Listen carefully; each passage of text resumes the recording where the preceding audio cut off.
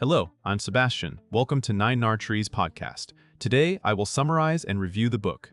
How We Learn by science journalist Benedict Carey explores the counterintuitive ways learning actually works in real life, drawing on cognitive psychology and neuroscience rather than classroom folklore. Instead of treating memory as a simple storage system, Carey presents learning as a dynamic process shaped by attention, emotion, context, and time. The book challenges familiar habits like cramming, rereading, and highlighting as primary study strategies, and it argues for methods that feel harder but produce stronger, longer-lasting results. Go P.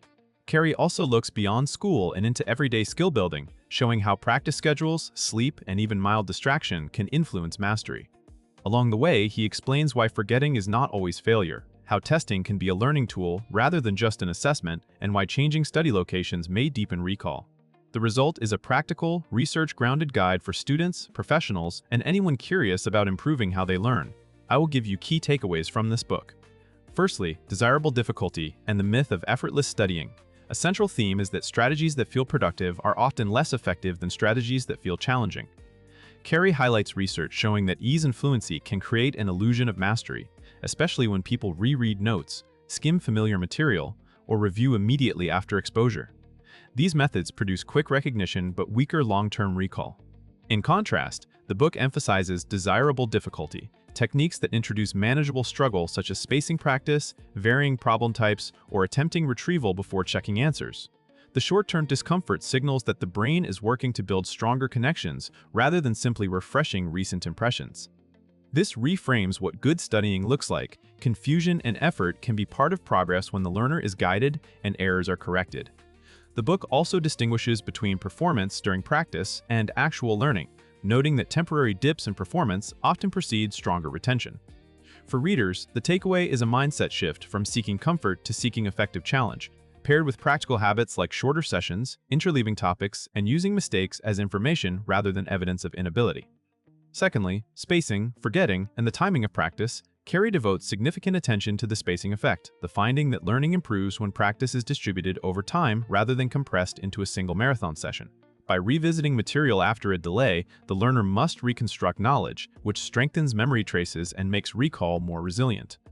The book explains why forgetting is not simply a leak in the system, but a feature that can help organize memory and highlight what needs reinforcement.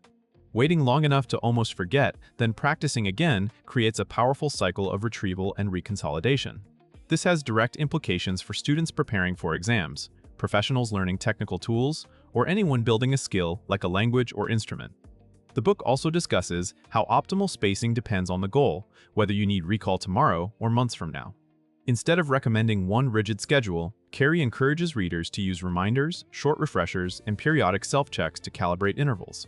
This approach turns studying into a long game, reducing stress while often producing better outcomes than last-minute cramming. Thirdly, retrieval practice and testing as a learning tool. One of the most practical insights in how we learn is that recalling information is not just a way to measure learning, it is a way to create it. Carey presents the testing effect, where low-stakes quizzes, flashcards used for recall, and practice problems improve retention more than passive review. When learners attempt to retrieve an idea, even imperfectly, they strengthen access paths in memory and identify gaps that rereading can hide. The book encourages using frequent self-testing, short written summaries from memory, and practice under conditions that resemble real use. Importantly, it also frames errors as useful feedback. Getting something wrong during practice can prime the brain to encode the correction more deeply, especially when the learner reflects on why the mistake happened. This has implications for teaching and training, suggesting that frequent, low-pressure checks can outperform fewer, high-stakes exams. For readers, the message is to move from exposure to retrieval, replace more time spent reviewing with more time spent pulling information out, checking it, and repeating the cycle over days and weeks. Fourthly, context, location, and variation in learning environments. Carey explores how learning is influenced by context, including where you study and the cues present when you practice. Many people assume a consistent, quiet spot is always best, but the book highlights evidence that varying study locations can improve recall by attaching memories to multiple sets of cues. This variation makes knowledge less dependent on a single environment and more accessible in new settings, such as an exam room, a presentation, or a real-world task. The book also examines how learning can be shaped by attentional states. While deep focus matters, Carey discusses findings suggesting that certain kinds of mild distraction or background variation can encourage the brain to generalize and abstract, especially for problem-solving and concept learning. The practical implication is not to embrace chaos, but to use controlled variability, rotate locations, mix formats, and practice under different conditions. For skill learning, that might mean changing tempos, tools, or scenarios. For academic study, it might mean alternating between notes, practice questions, and teaching the concept aloud. Variation becomes a way to make learning more flexible and durable. Lastly, sleep, downtime, and the hidden work of consolidation. Another major topic is the role of sleep and rest in turning experiences into lasting knowledge. Carey describes how the brain continues to process information after practice ends, strengthening some connections, pruning others, and integrating new material with what you already know. Sleep is presented as a key driver of this consolidation, benefiting both factual memory and skill learning. The book also looks at the value of breaks and stepping away, suggesting that incubation can help problem-solving by allowing unconscious processing and fresh perspective. This challenges productivity culture assumptions that more hours always produce more learning. Instead, Carey encourages readers to plan study sessions that respect the brain's need for recovery, such as learning earlier, sleeping well, and revisiting material later rather than forcing longer sessions late at night. For complex tasks, alternating between intense focus and deliberate rest can improve both accuracy and creativity. The broader takeaway is that learning is not confined to the moments of practice. What happens between sessions, during sleep, and during downtime is part of the learning process, and treating it as such leads to better results with less burnout. In conclusion, this book suits students who want better grades without longer hours, adults returning to school, professionals training for certifications, and anyone trying to learn languages, coding, or performance skills. It also benefits teachers, trainers, and parents who want research-grounded methods they can translate into assignments and practice routines.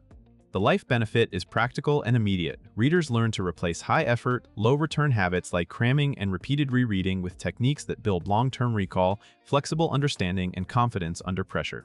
Strategies such as spaced practice, frequent retrieval, and purposeful variation help people remember more, for longer, and apply knowledge in new contexts. Compared with many learning and productivity titles, How We Learn stands out for focusing on experimentally supported findings and for translating them into everyday choices about timing, practice, and rest. It does not rely on gimmicks or oversimplified brain myths, and it avoids treating learning as a single style or personality type.